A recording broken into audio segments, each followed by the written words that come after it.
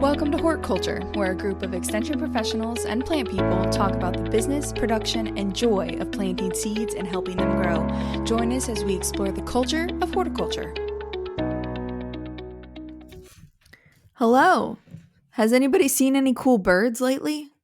Well, that's a strong opener. Yeah, actually, yes. What were the? Once again, I mean, we talked just a second about Montana, but were they magpies that I kept Oh, the seeing? ravens? Not Big ravens. ol' I think raven? Oh, I saw. they were magpies maybe in Mm, Montana. So I thought they mhm. were super cool. Which I mean, I think that's what the big black and white things. But yeah, maybe Oh, yeah. Ray and cool birds. Alexis were recently in Montana for the National Association of County Ag Agents meeting. Alexis went in ag agent clothing, or ag agent, big bad wolf style.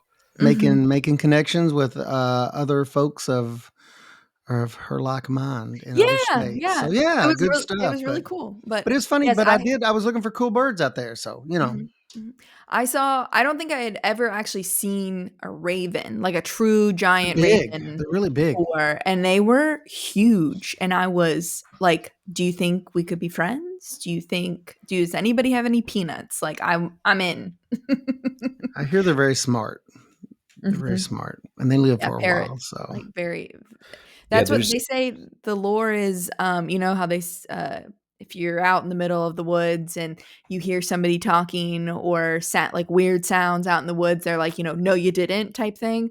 A Mhm. lot of the times people the scientists will tell you that they're ravens who have heard that somewhere and they're oh making wow, those sounds because they know humans make these sounds. And so I'm like, yeah, it's totally ravens and not other creepy. that's not Yeah. creepy. It's not But Hanks also, or no, you Ghost or didn't. yeah. I'm I, walking a fast. couple of years ago, I read a book called "Are We Smart Enough to Know How Smart Animals Are?" I think that's what it's called. Mm. And it's, one among other things, it's a very good book. I would recommend, highly readable, but also good. It has a lot of good information in it. But one of the things that I kind of took away from it is that primatologists who study primates and corvid specific ornithologists who study birds, and specifically corvids, which are crows and ravens, there's kind of a healthy competition between them on behalf of the species that they study, that which of these represents a highest level or whatever of animal intelligence. And it was pretty wild just how, you said that here they're really smart, but there's really extensive like object permanence components Mhm. where they can understand where something was, remember where it was, go back to it. They can have unique facial recognition of humans and other Mhm. species, and even assign them names in their, the sounds, that there's a specific sound they Oh would wow. just make. I assume if they saw you, they would say Ray. That's But I in my don't. mind. That's what I was. I'm glad you said that. Or Yeah. so yeah, Dude, that's yeah. exactly what I've heard. Yeah. Whoa. Crazy. Not creepy, but that's pretty incredible. That's like higher order level intelligence. I Yeah, mean, Mhm. yeah. it's a cool book. I think the author's last name is Wall, maybe Mhm. Wahl, but it's a cool little book. I haven't seen any cool birds myself lately. I've seen a bunch of cardinals and some blue Mhm. jays. Some hummingbirds. That's Oh, pretty always pretty cool. those are always They're so fun. cute. We're probably about a month and a half out from goldfinch season in Mhm. my neck of the woods, where a lot of the gray coneflower starts setting seed and a couple other things, and they just come in and go ham on it and gain. We talked about giant pumpkins gaining 30 to 40 pounds overnight. Well, they proportionally do that in our backyard, which is pretty cool.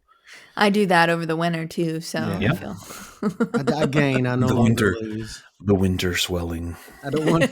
I don't want to lose my gains. So that's my current life philosophy. I'm going to maintain my my gains. cheesecake gains. My cheese gains, my cheese and bread gains. So, yeah, cool birds. Yeah, yeah. Start to notice. I mean, there's all these nice apps and stuff, that I Mhm. see Merlin. now that you can just like, Mhm. let it record and then it's going to tell you. Usually with I have learned so pretty good much degree of about, accuracy. like, our birds Yeah. from that app, like, what's Mhm. Yeah, there, pretty what things incredible. sound like. Yeah, it's, The thing that I liked pretty about it cool. was that it's out of a lab at Cornell, which is, Uh-huh. some people don't realize, Cornell is actually the land grant university in Mm-hmm. New York City, Yep. in New York State, Mhm. much like University of Kentucky is here. And so What this like idea of a relevant, like not only relevant, but wildly popular technology Yeah. that particularly blew up, I think, over COVID, but has, since retained a level of popularity. I just thought that was a really cool story. It came out of a lab up there in Yeah. Cornell. The corvids over COVID. Yeah. I like it. That's Corvids right. for COVID, COVID Putting for the COVID in corvids. Corvid, I don't.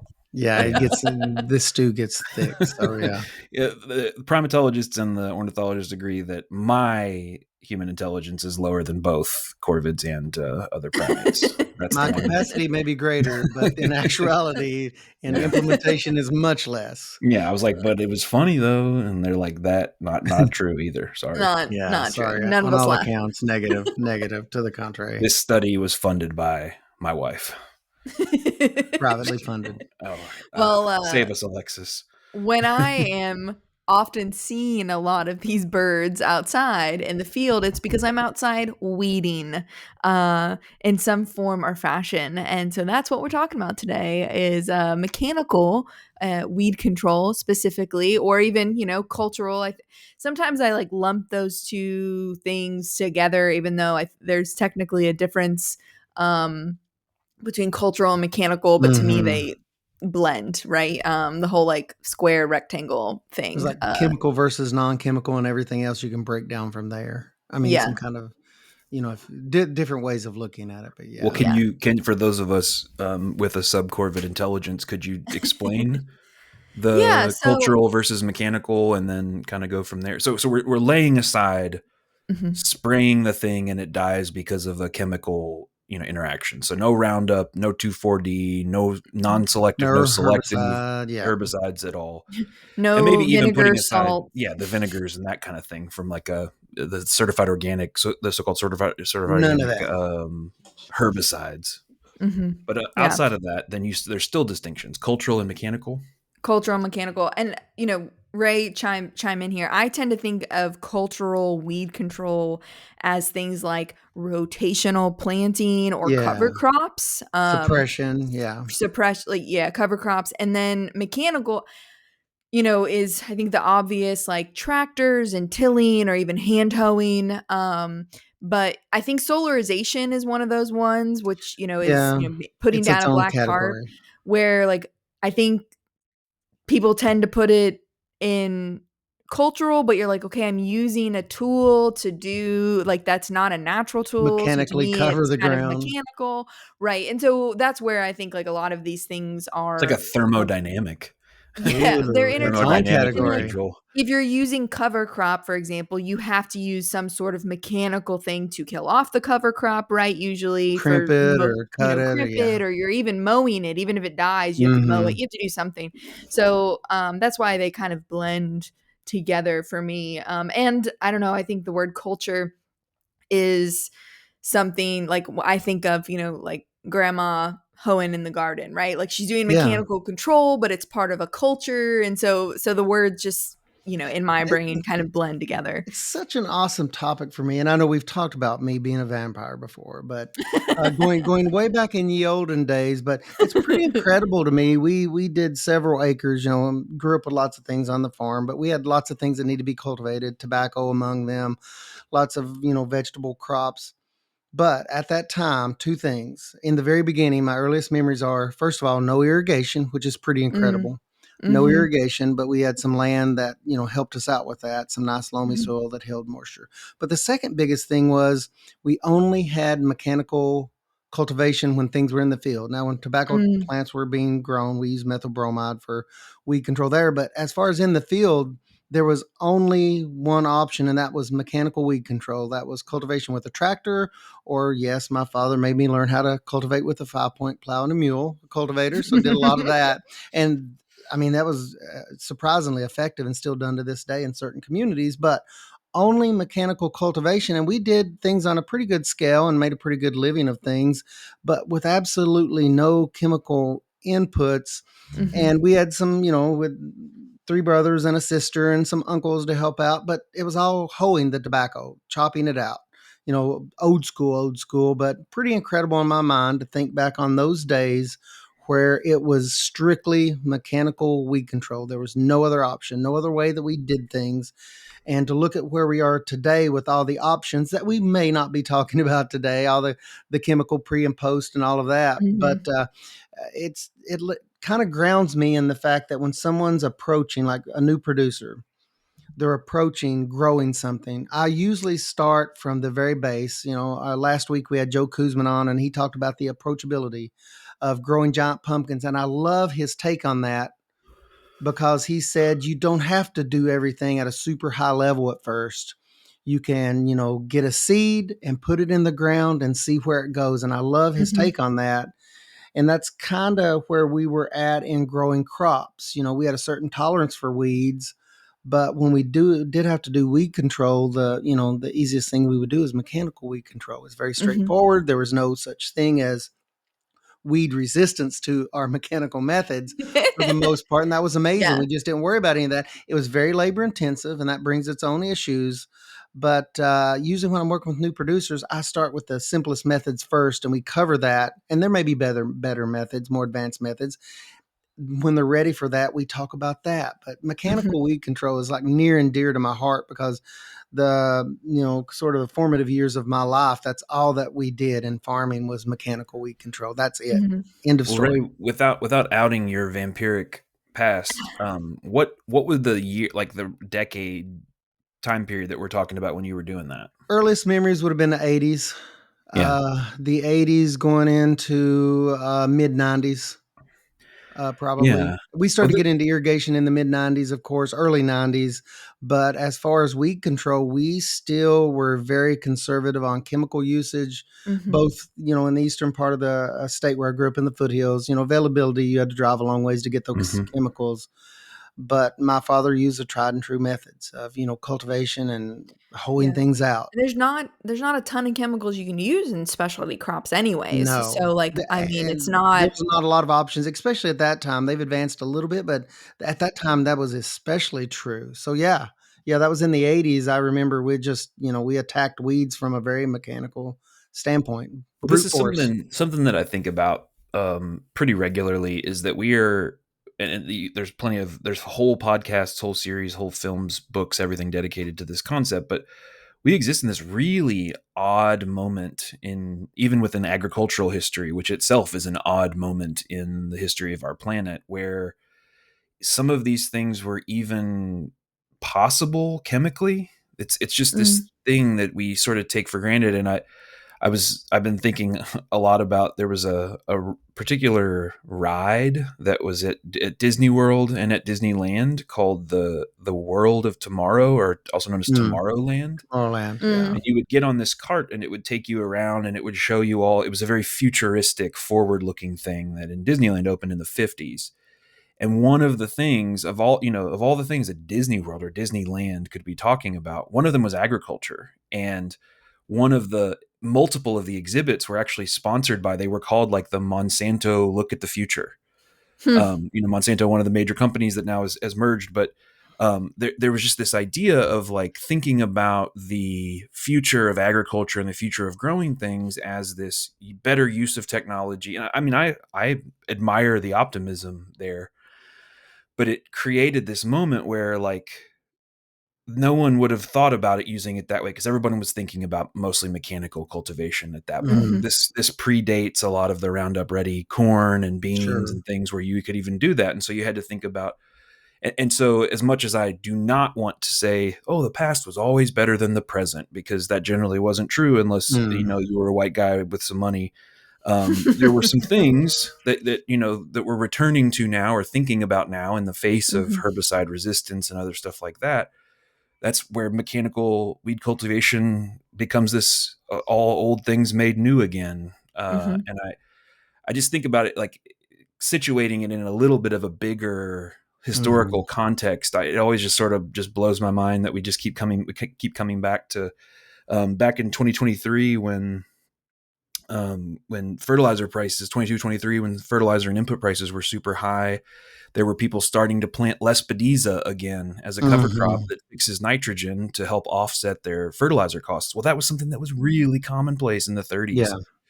And it's just those funny little nods to Return. the vintage, but also let's embrace what's going on now. That I think within this mechanical weed cultivation or weed control, it's a really good example of that because at its Mhm. heart, uh, when I think of mechanical weed cultivation, I think of pulling weeds out of the ground, more or less, including their roots and stalks, by dragging a piece of steel through the ground. Mhm. Mhm. That's what a lot of it is. And whether that's pulled by a human or that's pulled by a tractor or pulled by a horse, that's at its heart the simplicity of it. But there's some other, some complexities there that Lots of maybe we can nuances talk there, about. yeah.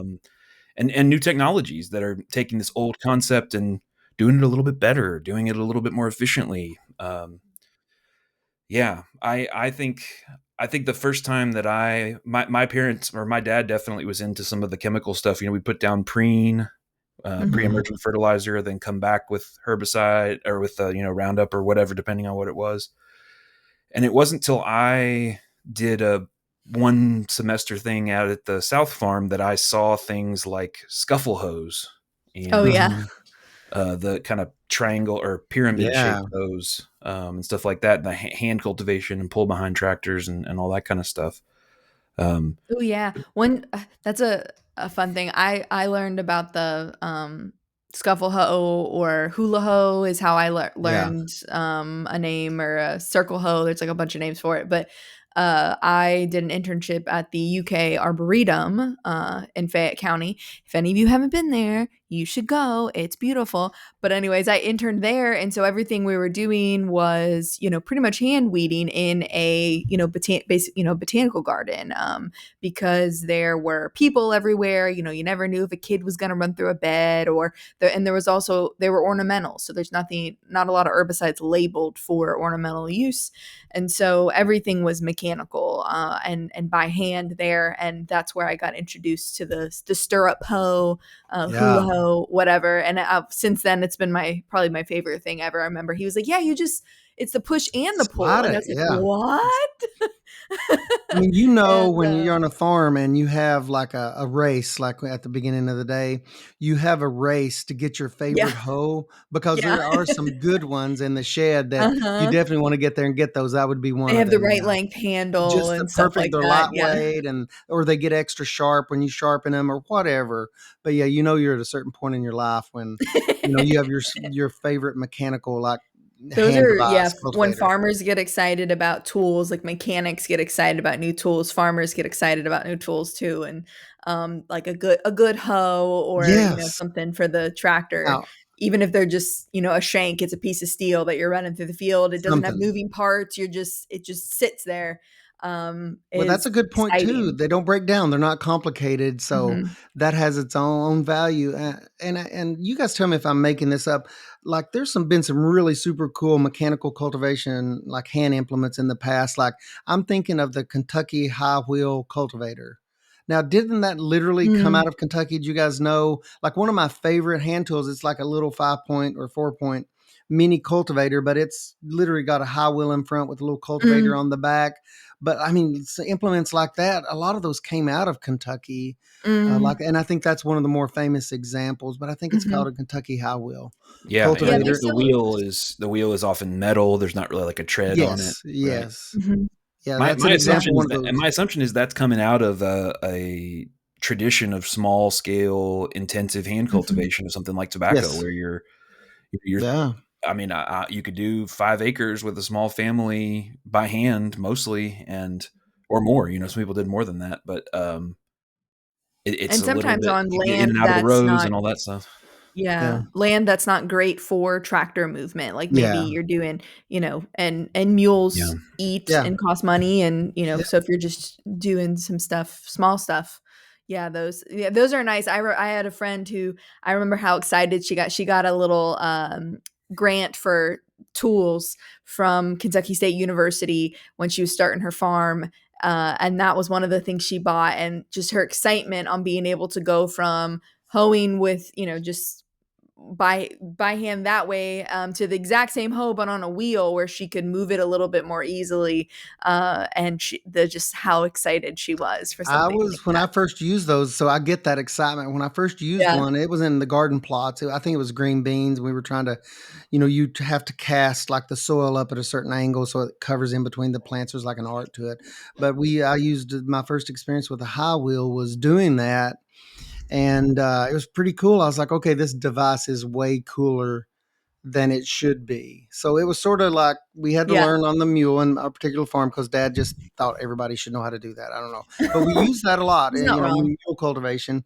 And then we graduated later on. He would let us use, and I'm going to throw a trade name at it, is a Tory built. It was one of the bigger ones, really Hmm. old Mhm. school from the 60s. I think it was called a horse. It was the biggest kind of Troy built walk behind cultivator. Basically, it had Hmm. attachments. It was a solid gear drive, really cool piece of equipment. They just don't wear out, made during that era. But we graduated to that, and it always struck me. I was like, oh, dad, just, let me have the tractor. I was a kid. I wanted to get on the dang tractor. So we went from the mule, then we went to the Troy built implement, the walk behind cultivator, and I had an appreciation for just how much really growing you could do with just an implement like that. Hmm. And I remember dad going over in great detail. I said, give me this thing. I'm going to roll with this thing. And he said, no, no, before you start out, in the spring, you cultivate at this depth.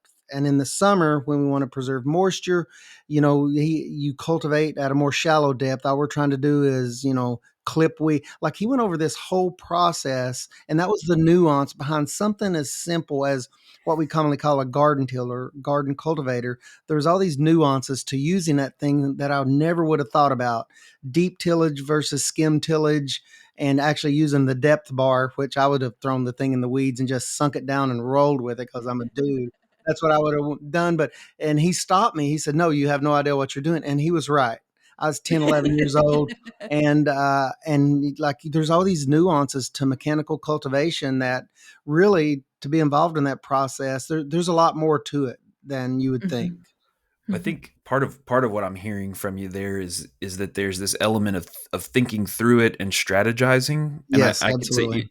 because when you're adding mechanization, and mechanization beyond just maybe a hand hoe or something like that, what you're talking about is I'm going to try to make a system that allows me to do a larger area better Yes. and also more quickly. And so what ends up happening is, having been a part of some of these schemes in the past, you might end up spending 3 or 4 hours dialing in, Hmm. adjusting, making tweaks to Mhm. this piece of Yeah. equipment that you then end up saving 20 hours by Hmm. doing it well out in the field. But it's sort of this, oh, we want to get going. We want to get going. Let's get out here and do Mm. this thing, rather than, hold on a second now, Ray. Yeah. We're going to do this in this Easy. way now. And this, a little bit of training now is going to keep you from messing with that later. And, I think, man, if you get around people who have thought about this and are into this, shout out to our friend of the pod, Sarah Gerkink. Shout out to Hey, friend of the Russ. pod, Neil Wilson.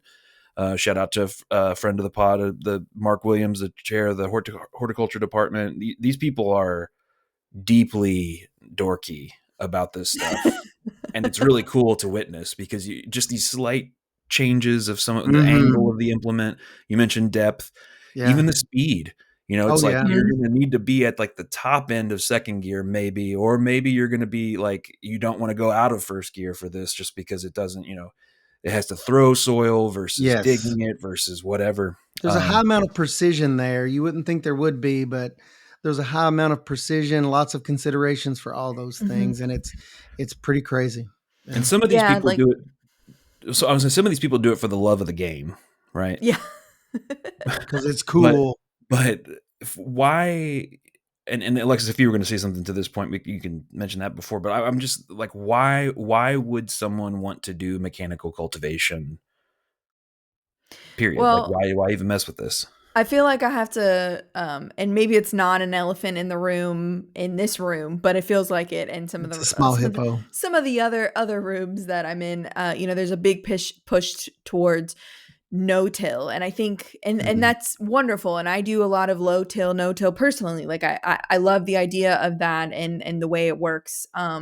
But one thing I'd say is most no-till growers will tell you they've tilled once, right? They tilled that initial time Yeah. to break the soil, to break up the, weeds, to sort of like get things going. And I know this isn't about like soil in general, but I just have to say these people, like the people that you mentioned, have set, they're such nerds in the best way about something like weed control and the mechanics and the tools and all that kind of stuff, but they simultaneously, those people care about the soil health. And so when Ray Hmm. was saying how his dad was like very particular about when you went, did tillage at a certain depth and things like that, a lot of that has to do with, keeping your soil healthy, keeping your microbes healthy. And even if you're doing low till, or no till, is mechanical stuff, right? Running an inch or two over top, cultivating for those little seedlings that are coming up is not destroying your microbiome. It's not hurting anything, but what it is Hmm. taking out those weeds at the top, right? And so, I just felt like I had to like kind of mention that, because I think that there can be this ugly like tillage is really really bad. Well, no, people who care about tillage and are into it, who and are really great growers, are into it, and they're into their soil health as well. And Yeah. so, there is a balance there that people are trying to strike, Hmm. if they're into, mechanical weed control. So I just Everything kind of has to wanted work to at like scale. I mean, there's grease a that scale in. for everything. So that's a perfect example, Alexis. Yeah. I mean, everything's got that. It may work at 5 acres, but what's your considerations at, 1 acre versus 100 acres? Mm-hmm. Yeah, Mm-hmm. So why? absolutely. So there are some people for whom this mechanical cultivation might even be too much. Mm-hmm. But for a lot of people, on the other hand, they would say, well, you're not going to disturb the soil at all if you just spray. Um, Mm-hmm. why might someone want to do this instead of that?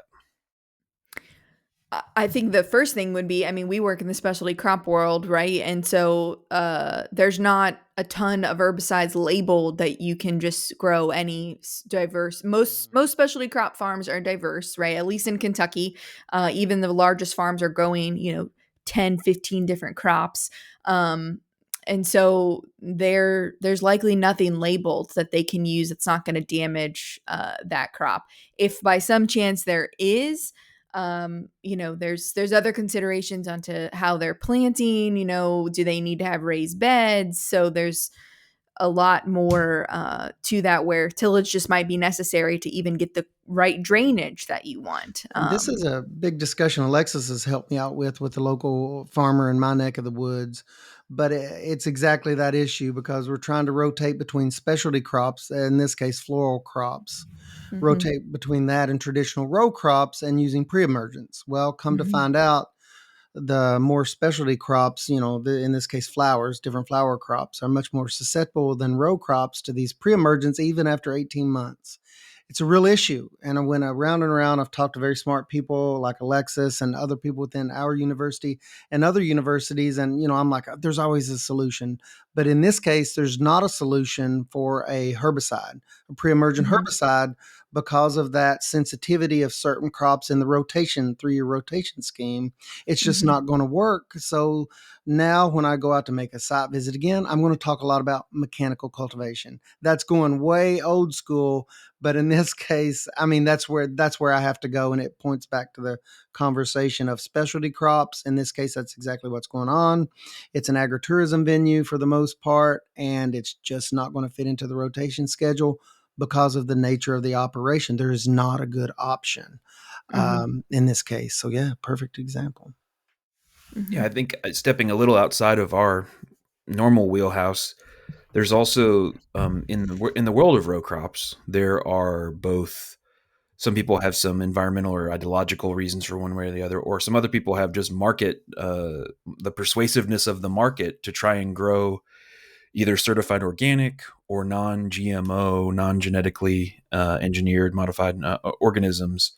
Because I know, for instance, the bourbon industry, there are certain distillers that prefer to buy either non-GMO corn, or or they will only buy non-GMO corn, or even heritage corns, varieties of corn for their bourbon. Well, guess what? Those don't have the advantage of the genetic engineering that allows them to get sprayed with a herbicide and not die. That's Right. fundamentally what Roundup Ready corn is this genetic engineering that allows you to spray something that would kill normal corn right over top of it. It hits the weeds, kills the weeds, and the corn stays alive. Mhm. A crazy impressive feat of technology. I mean, it's like humans are wild. But there are markets and there are other reasons why, so some consumers, some producers disagree with that. And so if you're pursuing those markets one way or another, you don't have access to those herbicides. So even in a certified organic uh, specialty crop operation, if you have black plastic of tomatoes or corn, you can't spray Roundup in between the rows. You have to Mhm. do something else to be able to handle that. If you're if you're certified organic, you can't use those technologies. The other thing is the over reliance on some of those technologies and poor practices of applying these things have led to resistance to herbicides. Mhm. There's a variety of different examples of that, but and there's been efforts within the conventional world to address that and change that and make sure that you're rotating and doing these different things. But at its heart, there are certain weeds that are becoming resistant to these herbicides, and as Ray said earlier, it's hard to develop resistance to having your roots ripped up out of the ground with a hoe or with With a a piece of steel cultivator of or some kind. something like Yeah. that. Yeah. Yeah. And so I think that like those are all different reasons why people would go through the pain of trying to figure this out when there are these chemical technologies available.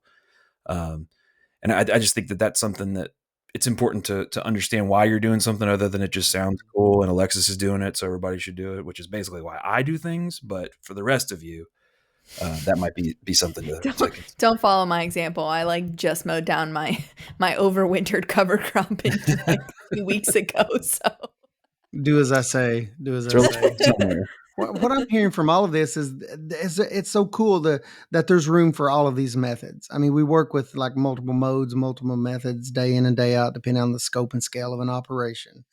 And I am just pumped. I mean, because it's part of my background, I'm still pumped that there's a thriving community of suppliers and equipment and all this cool emerging technology on kind of mechanical weed control. Mhm. And as they say, it's not your father's mechanical weed control because it's advanced, hadn't it? And I know you Mhm. guys know a lot more about that than I do, but I'm just constantly amazed at small base equipment and the direction that it's going and its incorporation of advanced technologies, but yet it's still mechanical weed Yeah. control. Yeah, And the I like love it. I love all of it. Love all of yeah, it. the scale that you can be at, like, we work with these different size farms, and a lot of them are, using hand tools and maybe walk behind tractors. Well, walk behind tractors are great. I love mine, and they have, you know, a lot of new stuff, a lot of new implements. I mean, you can get a plastic bed layer and a bed shaper on a walk behind tractor.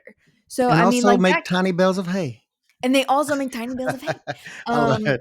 and, flail mowers and all of these different things that used to only be available as like a 3-point hitch on a large tractor, which wasn't always to scale on some of our farms that are, number one, just small or just aren't, they're rolling enough that a big tractor Yeah. doesn't make sense. And so, supporting these smaller farms with these kind of like new implements that are also most of the time, not all the time, most of, like, the mini hay baler is very expensive, but most of the time Yeah. these things Yeah. are a lot more cost effective too, right? So a small farm that's just starting can afford these things that's going to really get them to like a next level at a much more minimum cost. And those advancements in themselves, it's not that the necessarily that the technology itself is new, like a flail mower is being around for a long time, or certain types of tillers, but they're available on literally a smaller scale. And I think that that's like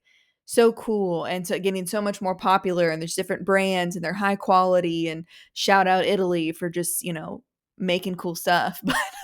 Stuff that But lasts a that's long fun. time. Yeah. But yeah, but then Full and then disclosure, Alexis's main name is Amaris. She has Italian descent, so this is I got to throw pro out the Italian Italian. propaganda. shout out to my Italian Amorese. bros. How dare you? Amorese. Don't surprise if Um, cheese comes into this conversation. I'm just saying. I mean, now you know where it comes from. Yeah, proprio Uh, formaggi. but but like going up to, we've got, farms who are doing, 20, 30 acres of vegetable production full time, and they're using camera guided equipment, which is something we normally think of for our row crop people. But there is technology available now for weed control systems that are camera guided, and so takes a little bit more mind usage off of the farmer, or enables more people on the farm to be able to drive the tractor, and then you can send them out and get things when they're small, and not accidentally wait too long because the head farmer couldn't get out in the tractor because he's doing something else. So it's crazy the things that they've come up with. And I know we took a group, Sarah, who we've shouted earlier with the Organic Association of Kentucky, took a group, thank you Sarah Money for that, of growers Woo, and shout out to Air. some Sustainable technical Agriculture providers. Research and Education, Southern Region. Shout them SARE. out. We love them. We appreciate them. We appreciate the great resources if you need stuff on cover crops or anything. Obviously CCD, but we also go through SARE. So great stuff there. But they paid for us to take a group of growers up to the Midwest Mechanical Weed Control Field Day, which was held at one of the Purdue farms. And, it was row crops as well as specialty crops, but it was the whole gamut. It was, they had that high wheel hoe that we talked about earlier, but all the way up to literal robots that are just set loose in a field. And they can really only do one crop.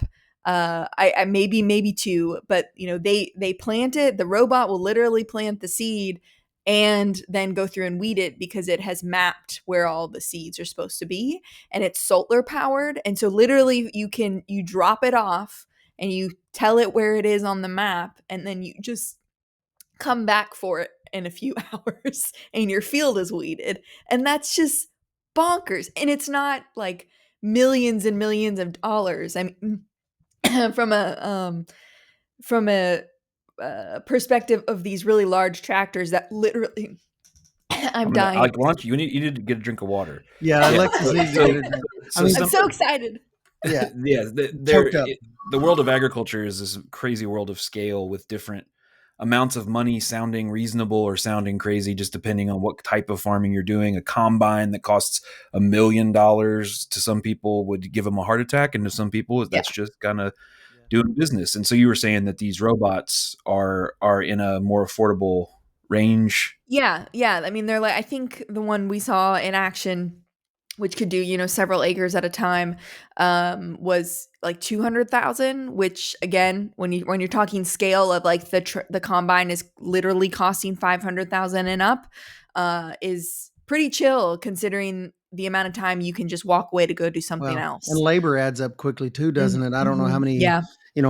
what you could substitute that in for the amount of labor, but I mean, just Yeah. seeing these, like you said, just little mechanical, it would have terrified me in the 80s to see a mechanical robot looking dog out there weeding the Terrified you, but in a field. cool way. Yeah, I But it know would you. really, I would have been trying to ride that thing. I mean, I'm not lying, but you mentioned like solar power, and that's a whole nother thing. Like I get on YouTube and I'm always looking for battery powered stuff because I'm super interested in it.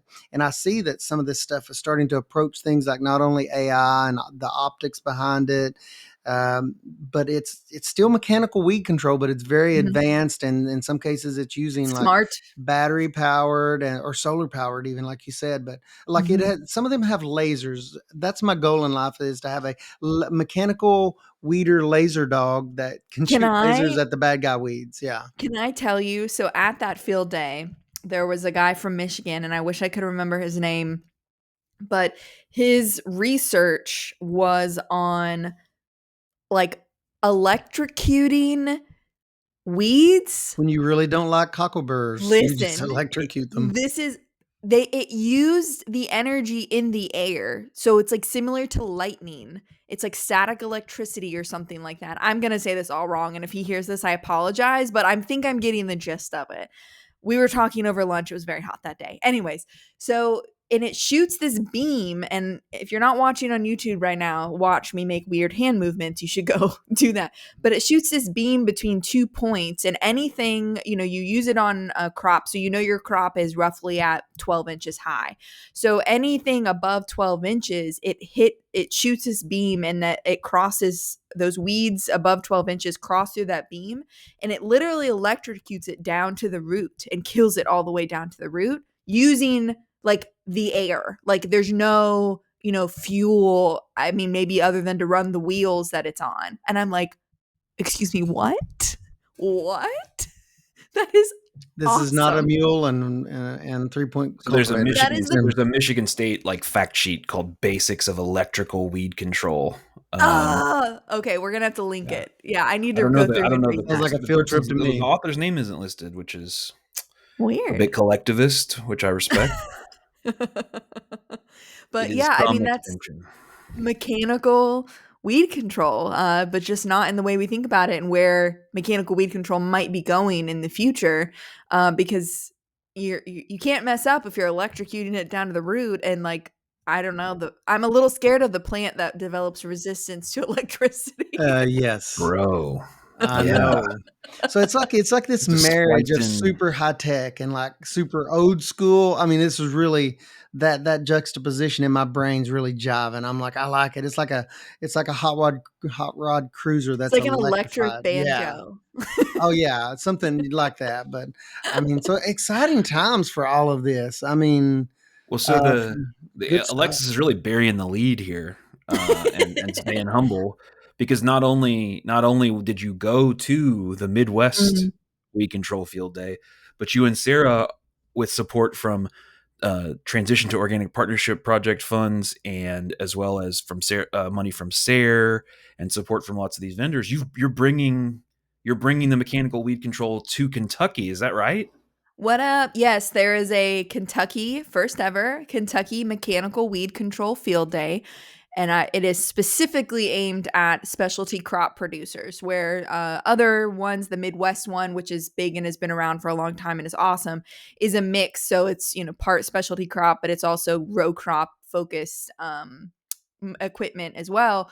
Ours is solely for specialty crop growers, and it is at a big range of scales. So we will have things like hand tools. So if you're, a brand new farmer and you're like, I cannot keep buying my tools from the, local place and having them break in a season, or, you're getting fiberglass in your hands, because I have been there, and you're just looking for tools maybe better to get in between. You're like, I can't find the right hoe to get in between my plants. We got you. If you're ready to move up into the next stage, into that walk behind tractor, but you're not really sure if you can even run one, or you want to see one in action, you want to see the implements, you want to, touch it, feel it, watch it go. We got you. Earth Tools will be there, which is a Kentucky, and they ship nationwide, but they happen to be located in Kentucky. So shout out to Earth Tools. We love them very much. And then if you're there and you're ready to even, bump up to something larger, you say, I need to decrease my labor or something like that, and I want to go up to 4-wheel tractors. We've got a lot of implements coming in for that. And so we'll be able to show, and then even, yes, camera guided equipment. So Garford will be there with some camera guided equipment. Earth Tools will be there. Tillmore will be there with some really awesome finger weeders, basket weeders, some new stuff that they've got out, and they're just launched it. So you'll be able to see it in action. And I think the best part, and when we took growers up to Purdue, what they said was, it's really scary to invest in new equipment, whether you're spending $100 or you're spending $100,000, right? If you're, whatever your scale is, it's hard to spend that money on something if you're not sure if it's going to work for you. And so being able to see it in action, and a lot of times run it yourself, and see if, this is the right tool for you, really will instill a lot of confidence in making sure that you're making a good investment for your farm, again, whatever scale that's at. And I think that that's something really special. But we'll also have some time, what we're calling choose your own adventure. And so there'll be things on solarization. So there's some research being done at University of Kentucky South Farm, which is the horticulture research farm in Lexington, which is where this is being hosted. So there's some research being done on, solarization as weed control and things along those lines. So you'll be able to even see that if, like I said, your scale could be, very different, how you might incorporate that into your weed control culture, right, on your farm. And so, yeah, we're really excited about it, and having all these vendors. We'll have a lot of great educational vendors there too. So Southern SARE will be there. Kentucky Horticulture Council, Kentucky State University will be there talking about some of the grant opportunities that they have for purchasing things like equipment and education. Organic Association, this is a partnered thing, like we said, working with Sarah. But so there's just a lot to be offered there, and really good food from our friends over at the Food Connection. They'll be making food with some local items. And there'll be ice cream sandwiches. So if I haven't talked you into it already, I know you're All jumping a at good the thing. opportunity. But there's no such thing as a free ice cream sandwich, right? Oh no, we want your opinions for it. Give us your Is evaluation. that You the get the ice cream registration? sandwich. Nobody gets hurt. Nobody gets hurt. I will give you the ice cream sandwich in return for your very short, very quick evaluation and thoughts on the event. But yeah, so we'll drop this link down in the show notes as well. But you can find that on our CCD website. And Brett, do you already have that pulled up? It's ccd.uky/MW. So hold on, back it up. Wait a minute. ccd.uky.edu Okay. / and if you just go to that main page, it's up at the top in the main menu, but it's Yes. mechanical weed control fit MWCFD. But I Yes. would just go to the CCD website. Give her a break, folks. She's only been here a year. Okay, so remembering Only what our email address is. only Remembering one what our- growing season. yeah. I'm just very, I mean, the acronyms are You're more of a wilding plant person out than a here. letter person per se. Yeah. You don't need those But letters and plants. yeah. So we're really excited about it because we know and we've seen in action how it really helps farmers make good decisions that they're confident in. And I'm just like pumped about it. So if you're interested in it, registration is up on our website now, and that we didn't mention the date yet. That's very important. It is on a Tuesday, so September 23rd. Hoping for good weather, but it will happen rain or shine, and we do have a rain plan in case you're worried. But I'm just really excited. There's a lot of great equipment, including if you're into this weed things, you'll know what this is. And if you're not, then you should come and see it. But UK has a stale seed bedder that was built by our good friend Neil Wilson and Department Chair Mark Williams. But the stale seed bedder is really, really cool. And if anything, just come to see that. Give us the elevator pitch on what a steel seed bedder does, Alexis.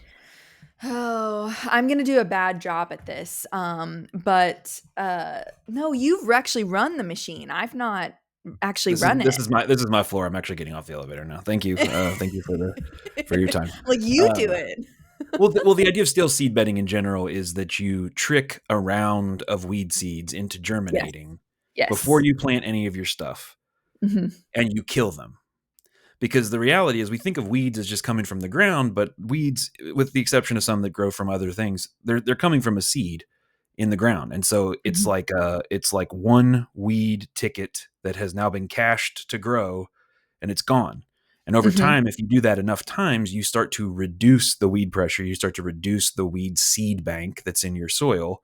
Mhm. And so this stale seed bedding is you prepare the soil as if you're getting ready to plant. You let one version or one round of seeds come up, and then you kill them.